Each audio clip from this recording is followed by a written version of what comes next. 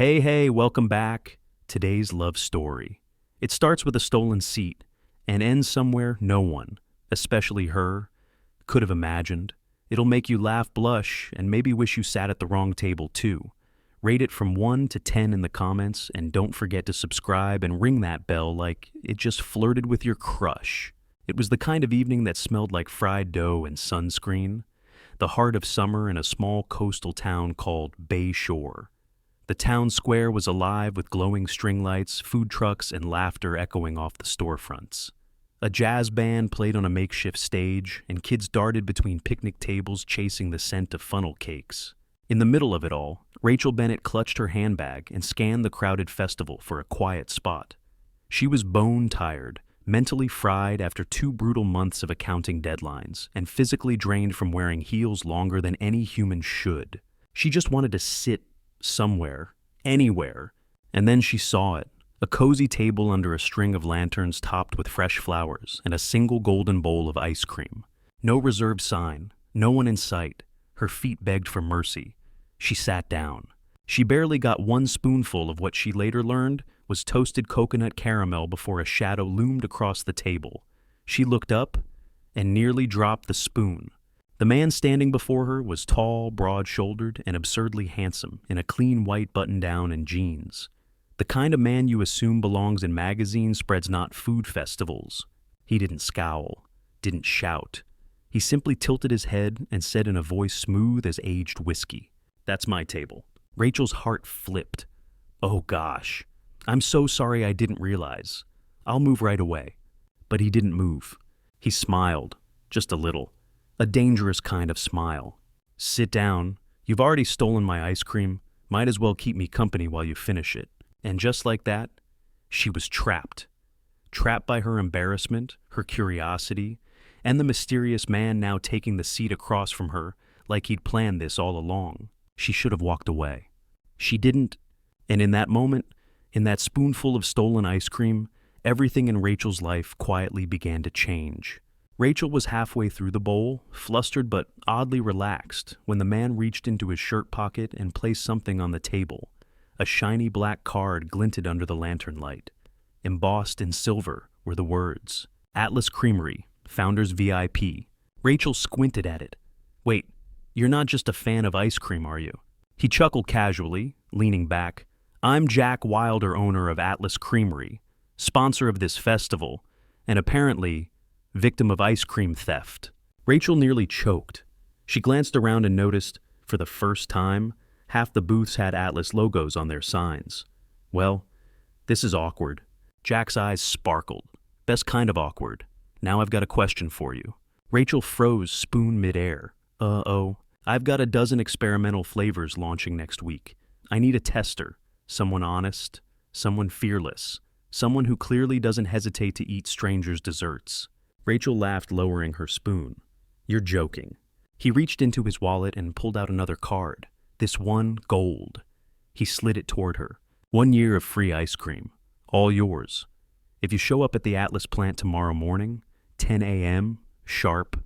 She blinked at the card like it was a golden ticket to some Wonka-esque dairy fantasy. "You bribe all your accidental dinner guests like this." He grinned. "Only the ones who steal my seat and my dessert." Rachel leaned back, twirling the card between her fingers. Her practical brain screamed, stranger. Ice cream, CEO, factory invite, danger. But another voice whispered, "You've been stuck in spreadsheets for 6 years. When was the last time something actually surprised you?" She looked up, meeting his gaze. He wasn't pushy, just amused, interested, and maybe a little intrigued.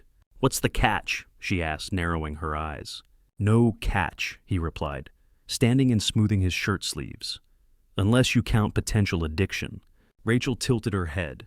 "To ice cream." His eyes lingered on hers a second too long. To the experience. Then he was gone, disappearing into the crowd like smoke. Rachel sat there, the card glowing in her hand, wondering if she'd just said yes to a flavor test, or the start of something far less predictable. The next morning, Rachel stood at the entrance of Atlas Creamery's flagship facility, trying to look like she belonged. The building was sleek and modern, yet somehow whimsical. Glass walls gleamed under the sun, and a soft vanilla scent lingered in the air like a secret being whispered. She checked her reflection in the glass. Okay, Rach, you're not crazy, just curious. Very ice cream curious. Inside, the temperature dropped a few degrees. Everything felt cool, clean, and quietly buzzing. Employees in pastel blue uniforms glided past with trays of fresh samples, their laughter muffled under the hum of giant mixing machines. Then she saw him. Jack Wilder, sleeves rolled up, clipboard in hand, smiling like he had nothing better to do than host an ice cream brunch with a stranger. In Bora Sikbasi da Spa. Right on time, he said, waving her over. She followed him into a sunlit tasting room, lined with a long marble table. Small labeled cups were lined up like contestants at a beauty pageant. Mango chili crunch, salted caramel rosemary, lemon basil cheesecake, 12 in total. We'll go slow, he said. No pressure. 15 minutes later, Rachel was giggling uncontrollably. You put lavender and pistachio, she gasped, waving her spoon like a sword. Are you trying to confuse people? Jack just grinned, jotting notes. How's your head? Light, like a balloon, like I could float away. Ah, you're officially ice cream drunk, he said with a wink. Happens to the best of us. Before she could respond, he gently touched her elbow. Come on, you need fresh air. He led her to a rooftop patio overlooking the harbor. The breeze was gentle, the waves below, reflecting morning light like shattered glass. Jack disappeared for a moment and returned with a tall glass of mint lemonade. Drink this, trust me. She did. It helped. As she sipped, he leaned against the railing beside her. Most people don't last more than 8 flavors. You made it through 10 and still managed sarcasm. Rachel smiled, lowering the glass. That's a skill. Took years to develop. There was a pause. Comfortable but charged. You're not what I expected, Jack said. Neither are you. She glanced at him. He wasn't the polished executive from magazine covers. He was real, observant, a little messy in the hair, and strangely gentle. Then, without warning, he said quietly, I think I like the way you see things. Rachel's heart skipped, just once, like a warning tap. The ice cream had been sweet, but this moment, this was something else entirely. The next day, Rachel returned to Atlas Creamery, not as a guest this time, but as something else. She told herself it was just to follow up on flavor feedback, but part of her knew the truth. She wasn't done unraveling the mystery that was Jack Wilder. The receptionist smiled and waved her through like she'd already become part of the place. Jack was in the production bay, not behind a desk, but down on the floor. Hair tied back, sleeves rolled, jeans flecked with vanilla and caramel. He was helping unload crates of fresh berries and guiding a technician on recalibrating the mixing temps. Rachel folded her arms and leaned against the glass partition. Not quite the ivory tower CEO I pictured. Jack looked up, smiled, and jogged over. Come see the real magic. He led her through the maze of stainless steel vats, scent diffusers, and conveyor belts. Every stop came with a short story, the time their peanut butter swirl jammed the machines, the failed banana curry flavor that made an intern cry, the emergency when someone mistook cayenne for cinnamon, resulting in what Jack called the dragon's breath incident. Rachel laughed through every tale. You don't run a factory, you run a flavor circus. I prefer flavor symphony. Jack opened a steel door and motioned her inside. This is the test kitchen. The room smelled like sugar and dreams. Ingredients were lined up with military precision, fresh fruits, extracts, spices, swirls, and crumbles. Every flavor starts here, Jack explained, sometimes with a memory, sometimes with a risk. He pulled open a freezer and took out a nondescript container labeled Prototype 21. He handed her a spoon. Taste this. Rachel took one bite, paused, then blinked. Orange, but with salt and something else. Jack nodded. Sea salt, a hint of candied ginger, and blood orange. It's oddly comforting, she said, like standing by the ocean at dusk. He leaned against the counter. It's not finished. Needs a final note. Something unexpected. Rachel studied him, catching a flicker of frustration beneath his easy tone. You'll find it. Their eyes held for just a beat too long before he broke the moment with a crooked smile. Want to help me run a texture test? Rachel shrugged. Sure. I mean, unpaid labor's kinda my brand. And just like that, she was whisked into the rhythm of the factory. spooning, swirling, taste testing, and laughing. It wasn't about the flavors anymore. It was about belonging in a space that had nothing to do with ledgers and everything to do with living. By the end of the day, her cheeks ached from smiling, and her heart felt something it hadn't in a long time. Light, and maybe a little full. That Saturday evening, Bayshore's annual summer fair lit up the coastline like a scene from a vintage postcard. Carousel music danced on the ocean breeze, kids chased bubbles, and couples strolled under glowing paper lanterns. It was the kind of night where time forgot to tick, and even adults felt 10 again. Rachel hadn't planned on going. She'd had enough sugar and serendipity for 1 week. But at 6:45 p.m., her phone buzzed. "Jack, meet me at the fairgrounds." "You're not allowed to say no." She smiled despite herself. She should have said no. But 15 minutes later, she was there. Jean sneakers, ponytail, and totally unprepared for what came next. Jack spotted her before she even reached the entrance. He stood by the gate in rolled-up sleeves, hands in pockets, casually stealing hearts without realizing it. "You came," he said, grinning. Against my better judgment, she replied. "If I end up in a pie-eating contest, I'm blaming you." Noted Jack smirked. "But tonight you're just here to have fun." They wandered between booths and food stalls, dodging kids with cotton candy and sidestepping rogue hula hoopers. Every few steps, someone recognized Jack, Atlas Creamery's hometown hero. But tonight he didn't carry himself like a mogul. He was relaxed, real, present. At one game booth, an old-school ring toss. Jack stopped. "Ever tried?" Rachel raised a brow. "I have the hand-eye coordination of a sleep-deprived raccoon." "Perfect," he said, buying 2 sets of rings. Rachel's first throw missed by a full foot. Her second bounced off the rim. The third ricocheted into the stuffed animals bin. Impressive, Jack deadpanned. "You've invented a whole new sport." She laughed, cheeks warm.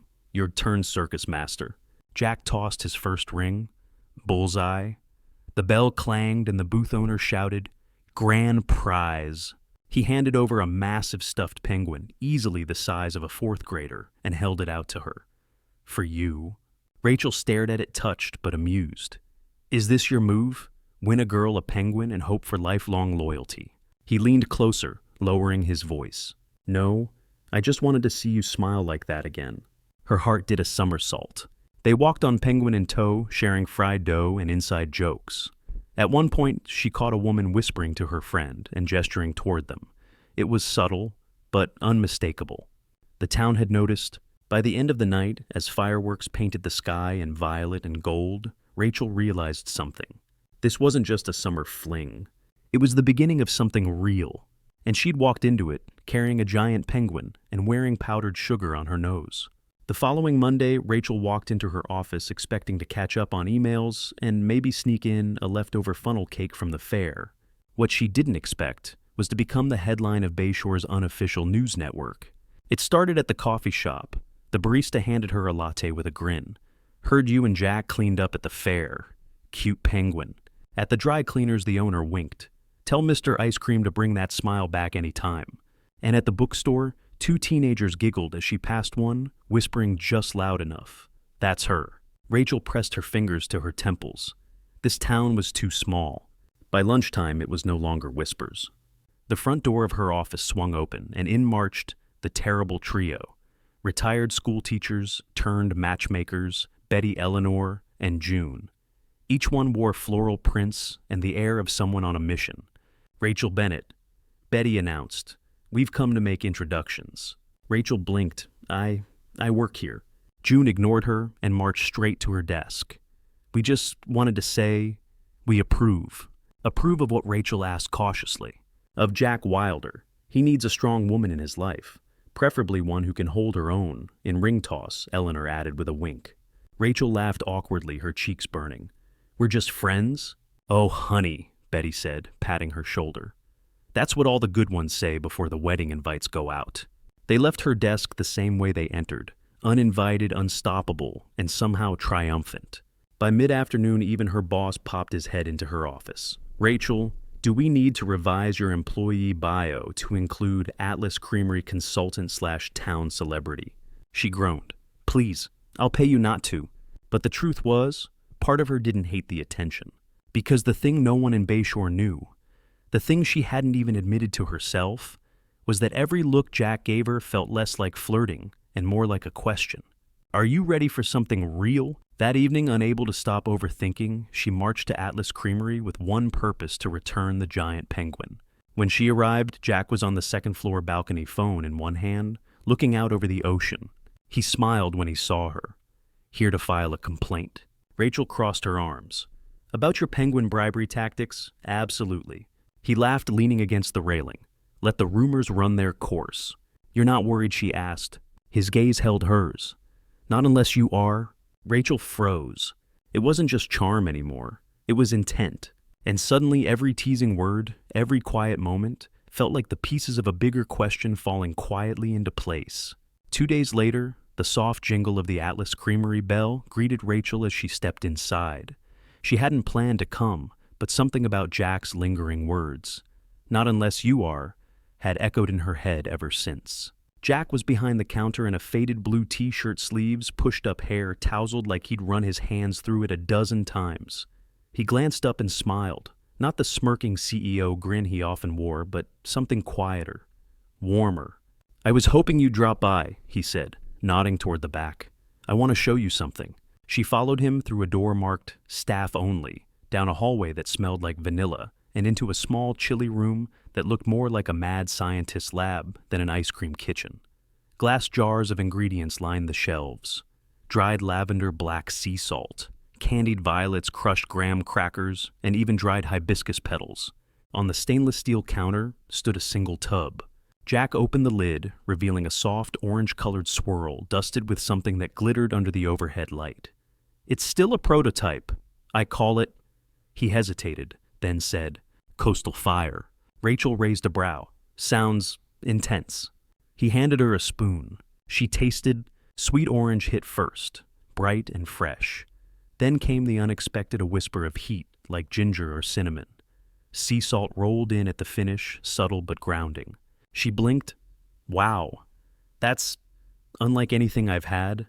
Jack leaned against the counter, arms crossed. "I made it after our rooftop moment. It wasn't working at first, missing something. But after you described the orange sea as sunset with a kick, I got it." Rachel stared down at the ice cream. "You remembered that." Jack nodded, quiet now. "I remember more than you think." The room felt smaller, or maybe just closer. She set the spoon down, slowly. "Jack, are you making ice cream?" "About me." "I'm not making it about you," he said gently. "I'm making it because of you." Rachel blinked, heart stuttering. "I don't want to sound like one of those guys who thinks a few shared jokes equals something bigger," Jack said. "But I'd be lying if I said you weren't on my mind every time I tried to fix this flavor." She tried to find something clever to say. Couldn't.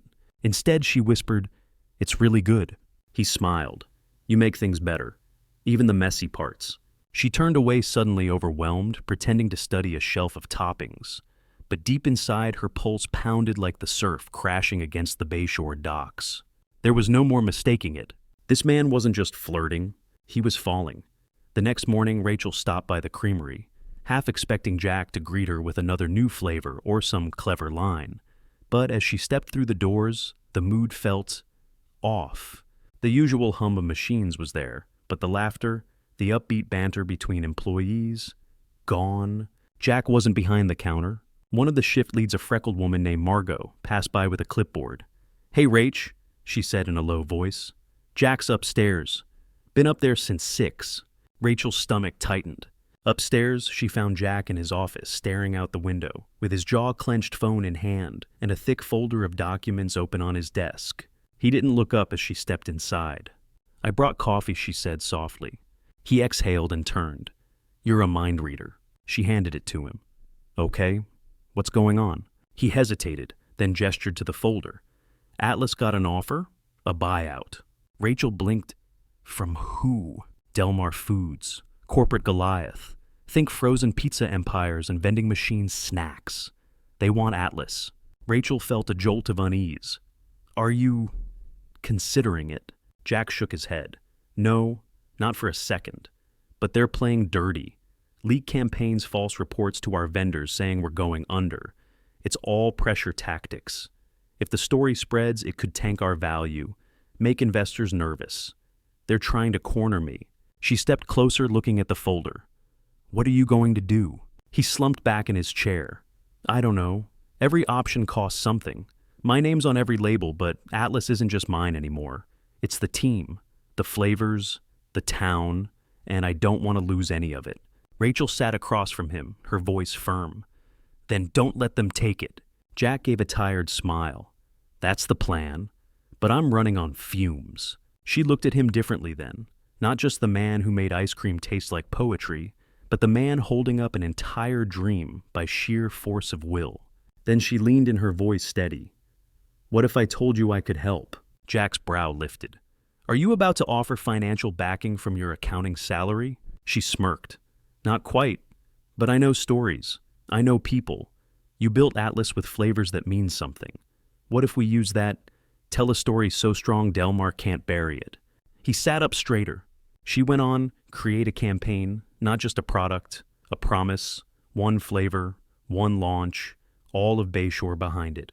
Jack looked at her with something new in his eyes, something like hope. You're serious, he said. As a brain freeze, she replied. He grinned, and in that moment, a spark lit behind his tired eyes. Because this time, he wasn't fighting alone. By the time the sun set over Bayshore that night, Jack and Rachel were holed up in the Atlas test kitchen, elbows deep in the flavor experiments and scribbled notes. The air smelled like citrus caramel and ambition. On the whiteboard, Rachel had scrawled the words, "We don't sell ice cream. We serve memory." Jack tapped the board thoughtfully. I should have hired you as my marketing director weeks ago. She grinned, wiping caramel off her wrist. You can pay me in sprinkles. Their plan was bold, insane maybe. One flavor, one weekend, one town behind it. They would launch it at the upcoming Bayshore Summer Festival, the biggest event of the year. Local TV stations would be filming. Tourists would flood in, and if they timed it right, they could turn the festival into a statement. We call it Salt and Sea Breeze. Jack said, stirring a batch of base. It's briny warm, with just enough caramel to make you smile. Rachel tasted it, eyes lighting up. It's like eating sunshine on a dock. Exactly what they needed, a flavor that felt like Bayshore, that tasted like home. But it wasn't just about the ice cream. We announced that every dollar from Salt and Sea Breeze goes into the town. Rachel said, harbor renovations, school scholarships, local food banks. Show them that Atlas isn't just a brand, it's a promise. Jack paused, spoon in hand. You think people will rally? I think they already are, she said. You just need to give them a reason to shout louder than the corporations. They worked through the night testing different spice balances, debating flavor names, and sketching booth layouts. At one point, Jack's hand brushed hers as they both reached for the same jar of sea salt. She didn't move. Neither did he. They just stood there for a heartbeat, eyes locked, sea salt between them like a shared secret. Then he whispered, You know this? Everything we're doing right now, it feels like the most important thing I've ever made. Rachel's throat tightened. It's not just about the company, is it? No, Jack said, voice low. It's about what I want to build, and who I want to build it with. She looked down, heart thudding. The room smelled like caramel and ocean air. Outside, the waves crashed softly against the shoreline. Inside, a new kind of storm was stirring. By the time the first hint of dawn peeked through the windows, Salt and Sea Breeze was ready.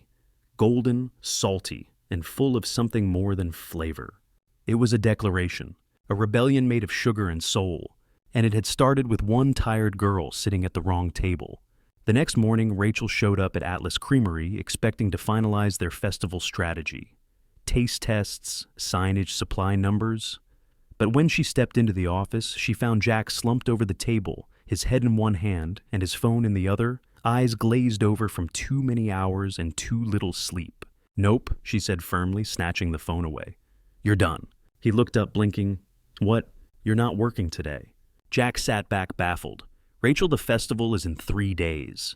And your brain is melted, she interrupted. So, unless you want to turn Salt and Sea Breeze into burnt out and bitter, we're taking a break. Doing what? Fishing? Jack blinked. You want to take me fishing? She crossed her arms. Yes. You, me, the ocean, no phones, no flavors, just air. 15 minutes later, they were gliding through the gentle waves of the Bayshore Marina in a borrowed wooden boat. Jack looked hilariously out of place. Button-down shirt sleeves, rolled-up expensive watch tucked into a tackle box, and a fishing rod dangling uselessly in his hand. Rachel sat opposite him in cut-off shorts and a sun hat, feet kicked up, grinning like she'd just won a secret battle. This, she said, is what freedom looks like. Jack tried casting his line only to snag it on the boat's side. I feel wildly unqualified for this. Relax, she said. It's not about catching fish. It's about not thinking. So, they floated. The salt air blew through their hair. The water slapped gently against the hull. Seagulls cried overhead. Time for once stopped spinning. They didn't catch a single fish. Jack caught an old sneaker. Rachel's bait got stolen by a crab. They laughed until their ribs hurt. Afterward, they wandered into a ramshackle seafood shack on the dock, peeling paint plastic chairs, and the best chowder either of them had ever tasted. They sat across from each other, sharing buttery scallops and trading stories about bad high school jobs and failed summer vacations. Jack leaned his chin on his palm, watching her. You know, this might be the first full day I haven't thought about sales or shelf space in 6 years. Rachel looked up. Good, because you're allowed to have a life that's more than your work. He paused. What if I want that life to include this? She looked away, heart hammering. Then you better get better at casting your fishing line. They both laughed, and for a moment, it felt like the entire world had shrunk to that little table with fried shrimp and a view of the sea. And even though she swore it was a day off that evening, found them back in Jack's kitchen elbows, deep in sugar, arguing over how much condensed milk was too much. The night ended in an accidental food fight, both of them with frosting on their noses, leaning against the counter and laughing. Not working, just being. And somewhere in the spaces between the laughter, Rachel wondered if this was what love beginning actually felt like. The next day arrived with heavy skies and air so thick you could smell the coming rain. Rachel was on her way to Atlas Creamery, umbrella in hand, when her phone buzzed. Jack, need a break. Meet me in 15. Bring your rain boots. Curious, she followed the location pin to a side street near the old pier, a part of Bayshore filled with art galleries, vintage lampposts, and little cafes tucked into brick corners. And there, waiting under the wooden awning of a small creperie, was Jack. He was already a little damp hair, wind-blown sleeves rolled up, holding 2 steaming paper cups of coffee and grinning like a teenager playing hooky. You're lucky I like crepes, she said, ducking under the awning beside him as thunder rumbled low in the distance. You'll like this place, he replied. They put sea salt in the caramel. Inside, it smelled like butter and sugar and stories. The owner greeted Jack like an old friend and led them to a window table where raindrops streaked the glass in slow, lazy trails. They ordered 2 crepes, hers with strawberries and whipped cream, his with bananas and Nutella. And for a while they just sat, watching the storm roll in, listening to the rain tap the windows like a lullaby. Rachel stole a glance at him. He looked different today, less polished, more real. The soft lighting warmed his features, and for the first time she noticed a tiredness behind his eyes. Not from work, but from carrying everything alone for so long. You ever think, he said, suddenly staring out the window, about what happens after all this? She frowned. After what? After the buyout threat, the campaign, the festival. Rachel leaned in. What are you really asking? He turned to her slowly. I'm asking, what happens if I lose Atlas? What if everything I built disappears, and I'm left with nothing but this town and a freezer full of regrets? She reached across the table, touched his hand gently. You won't lose, but even if you did, you wouldn't be starting from nothing. Jack didn't let go of her gaze. I've been thinking a lot about what I do want, about what I don't want to lose. Her breath caught. Rachel, he said softly, I want you around. I want mornings that smell like sugar and rain and crepes. I want late-night experiments and terrible fishing trips. I want you in the future I'm fighting for. She blinked, eyes burning, throat too tight for a clever response. So she said nothing. Instead, she just let her fingers curl around his. Outside, the storm raged, but inside something fragile and fierce settled between them. It wasn't dramatic, it wasn't loud. It was just honest, and that made it feel real. 2 days later, Bayshore's Central Plaza buzzed with life as the town's annual summer festival kicked off. Colorful flags fluttered between lampposts, the smell of kettle corn and grilled sausages filled the air, and local musicians tuned their guitars beneath a canopy of string lights. But this year, something was different. Atlas Creamery had taken center stage, literally. Their booth stood proudly at the heart of the plaza, painted in soft ocean blues, decked out with rustic wooden signs and handwritten chalkboards. A gleaming ice cream cart displayed one single glowing word: salt and sea breeze. Rachel stood off to the side, clutching a cup of coffee and watching as Jack climbed the stage. He didn't wear a suit, no tie, just a white linen shirt sleeves, rolled-up jeans and sneakers, like any other Bayshore local. But when he stepped in front of the microphone, the entire plaza quieted. "Hi," he began, voice low but steady. "I'm Jack Wilder. Most of you know me as the guy who turned Atlas Creamery from a food truck into a factory. Some of you know me as the guy who got hit in the face with a scoop of mango sorbet and DOS 8. Thanks again, Benny." The crowd chuckled, easing into the moment. "But today isn't about me," Jack continued, growing more serious. "It's about this town, about what we stand for, and about not letting someone else define who we are." He took a breath. "A few weeks ago, a major corporation tried to buy us out. They didn't want to preserve Atlas. They wanted to gut it, rebrand it, and ship it off to a warehouse in some city that doesn't even know what salt air smells like." Murmurs rippled through the crowd. "But we said no," Jack said. "And not just because we love our recipes or our logo. We said no because this place matters. Because the kids who come in after school for chocolate cones matter. Because the single mom who orders strawberry swirl for her son's birthday every year matters." He stepped aside as a cart was wheeled onto the stage, lined with cups of the new flavor, sea salt sprinkled like glitter over golden caramel swirls. "This is Salt and Sea Breeze.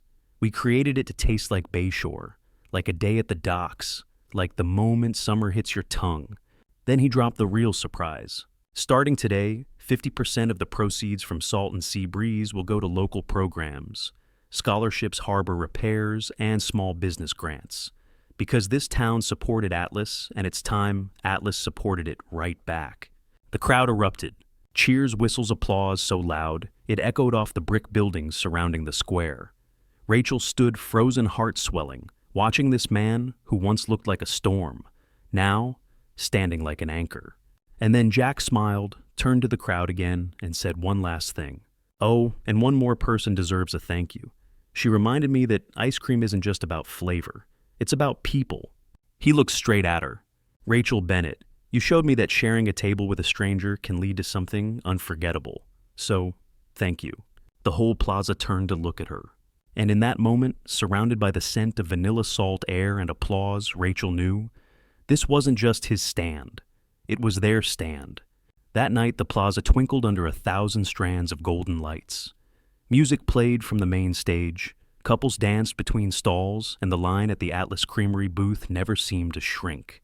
Salt and Sea Breeze had sold out twice already. Rachel was helping refill napkin holders near the back of the booth when Jack tapped the mic again. The music cut. The crowd quieted. Jack cleared his throat, pretending to glance at his watch. "Before we wrap up this beautiful evening, there's one last thing I need to do." People murmured, turning toward the stage. Rachel froze. "Can someone bring me the special sample from the back freezer?" Jack asked, looking toward the staff. A grinning employee brought up a sleek silver cooler and placed it on a table. Jack opened it slowly and pulled out a single custom-made ice cream bar. Chocolate-dipped, rolled in sea salt flakes and wrapped in gold foil. He held it up like a sacred artifact. "This," he said, "is called Sunset Surprise. We only made one." The crowd leaned in. Jack's eyes scanned until they landed on Rachel. "Rachel, would you mind joining me?" People clapped and stepped aside as she hesitated, then slowly made her way to the stage. Her heartbeat thundered in her ears. He handed her the ice cream. She raised an eyebrow. "Am I supposed to eat this in front of everyone?" He grinned. "Trust me, it's worth it." The crowd laughed. She unwrapped the ice cream, took a small bite, and then felt something hard against her teeth. Confused, she pulled the object out and stared at it. A silver ring delicately set with a pale blue stone, the color of sea glass, sparkled in the spotlight. The entire plaza gasped. Rachel's hand flew to her mouth. Jack, what? He was already lowering to one knee. No flash, no showmanship. Just the kind of calm certainty that turns knees weak and makes time stop. Rachel Bennett, he said, voice steady but thick with emotion. I didn't plan to meet you. You weren't on any calendar or strategy, but somehow sitting across from you, watching you steal my ice cream, I knew I'd found something rare. The crowd was dead silent. You've turned my world upside down, in the best possible way. You've reminded me why I started all this. And more than that, you've made it fun again. So I'm asking, will you be my partner in flavor chaos and whatever comes next?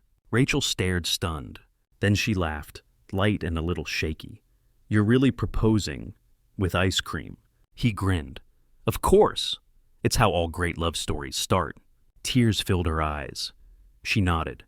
Only if there's a clause for one new flavor every month. Cheers erupted across the plaza. Someone started clapping, and within seconds the entire town was on its feet. Jack stood, slid the ring onto her finger, and pulled her into a hug that felt like forever, wrapped in caramel. Above them, fireworks exploded into the sky. And below, between two melting scoops and the roar of celebration, Rachel kissed the man who had turned a stolen dessert into a forever kind of love. The morning after the festival, Rachel sat at the kitchen counter of Jack's bungalow, sunlight streaming through open windows as the smell of fresh waffles filled the room. She wore his hoodie. He wore pancake batter on his wrist. Life was good. And then his phone rang. Jack glanced at the screen. His expression shifted. It's them. Delmar Foods, Rachel asked, already knowing the answer. He nodded, stood and stepped outside to take the call. Rachel watched through the window as he paced slowly down the back porch, shoulders squared, phone pressed tightly to his ear. It didn't last long. When he came back inside, he was quiet, holding the phone like it had just delivered a prophecy. What happened? She asked, rising. Jack leaned on the doorframe, his voice calm, but his eyes electric. They called to say, I made a mistake. That last night's speech was reckless. That tying Atlas to this town was a trap I wouldn't recover from. Rachel frowned. And what did you say? Jack crossed the room in 3 easy steps and kissed her forehead. I said they were right. She blinked. What? I told them I did tie Atlas to this town, to the people, to you. His voice softened. And if that's a mistake, it's one I'll make again. He walked to the fridge, grabbed a bottle of orange juice, and popped the cap, like he hadn't just set off fireworks of his own. Rachel stood frozen, heart pounding. You're not selling, she said slowly. Never was. But now it's public. You said no on a stage in front of everyone. Won't that have consequences? Jack leaned back against the counter and looked at her like she was the only thing in the room that mattered. I didn't say no to them. I said yes to this, to Bayshore, to everything we're building. A slow smile spread across her lips. They sat down at the table, 2 mugs of coffee between them, and watched as morning crept in through the windows, golden and unhurried. Later that afternoon, Jack drove to the creamery to help pack leftover salt and sea breeze for local shelters. As he walked through the factory floor, employees clapped him on the back and a few even chanted his name.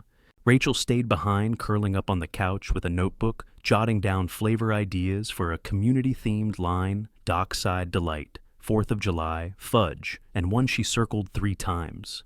Engaged on a scoop, and as the sun began to dip low over the water, lighting the creamery windows like stained glass, it was clear. The buyout never happened, but something bigger had. Jack chose hard over headline, and in doing so, gave Bayshore and himself something even sweeter than a legacy, a future that tasted like home. Summer returned to Bayshore with the same golden light, the same salty breeze, and the same buzz of excitement that rolled in with the annual festival. But for Rachel Wilder, formerly Rachel Bennett, everything was different. She wasn't just passing through the booths this year, she was running one. At the far end of the plaza, tucked beneath a canopy of paper lanterns and bunting in Atlas Creamery's signature ocean blue, sat the new creative Scoop Corner, an open-air flavor lab where kids could build their dream ice cream with toppings like gummy dolphins, chocolate seashells, edible glitter, and caramel drizzle stations. Rachel stood behind the counter in a breezy blue sundress and an apron embroidered with the Atlas logo, Her hair was tied back, her cheeks sun-kissed, and her hands were busy helping a little girl layer fresh strawberries and sprinkles into a masterpiece. "Remember," Rachel said, smiling warmly, "too much glitter and your ice cream becomes a sparkly puddle." The girl giggled and nodded. Behind her, Jack manned the main cart, scooping salt and sea breeze with the same precision and joy as if each cone were a handwritten thank you note. Even in CEO mode, he still insisted on serving customers every summer festival. And people loved it. "Mr. Wilder, extra whipped cream, please," a curly-haired boy called. "Coming right up, boss," Jack called back, saluting. When the rush slowed, Rachel walked over with 2 cones, one for each of them. "You know this whole thing started because I sat at a table that wasn't mine," she said, nudging him. Jack leaned in, forehead gently touching hers. "Best seat thief I've ever met." They kissed, soft and quick, and got right back to work as a new wave of families approached the booths. By late afternoon, Jack and Rachel stood hand in hand near the edge of the square, watching the sun glisten off the harbor and the children run wild with dripping cones and sticky fingers. Parents passed by, thanking them for the free scoops. Others paused just to smile or say how proud they were of Atlas Creamery for staying rooted in the town. Rachel exhaled slowly, letting the scent of waffle cones and salt air fill her lungs. "I used to think summer ended too soon," she murmured. Jack looked at her. "And now?" She turned her eyes bright. "Now I know. Some summers never end. Not when they taste like this." They clinked their cones together and smiled. And just beyond them, hanging over the festival's main stage, a banner fluttered in the breeze. It read, "Bayshore home of Atlas Creamery, and the sweetest love story ever told." And so, what began as a simple mistake, a tired woman sitting at the wrong table, turned into a love story that touched an entire town. Rachel and Jack didn't fall in love all at once. They built it, one scoop at a time, in quiet rooftop moments, in melting Sundays, in late-night experiments, laughter-filled food fights, and days that had nothing to do with business plans and everything to do with being present. They turned flavors into memories, business into community, and a threatened company into a symbol of hope. Jack didn't just protect his legacy, he expanded it, not with corporate deals or glossy branding, but with heart, with caramel sea salt and the kind of vulnerability that turns ice cream into something more than dessert. And Rachel, she didn't just change his company, she changed his life. Because sometimes love doesn't arrive in grand gestures or perfectly timed moments. Sometimes it shows up when you're barefoot at a festival, eating a stranger's dessert and trying not to make a fool of yourself. Sometimes love is a second spoonful, a shared laugh, a stolen seat, and a quiet, persistent feeling that says, "Don't walk away just yet, something sweet is starting here." So, the next time life offers you a seat at the wrong table, maybe take it, because the greatest stories, they often begin where you least expect. And for Jack and Rachel, that wrong table led to the most delicious kind of forever. Thank you for listening. If this story melted your heart, don't forget to like, subscribe, and share it with someone who could use a little sweetness today.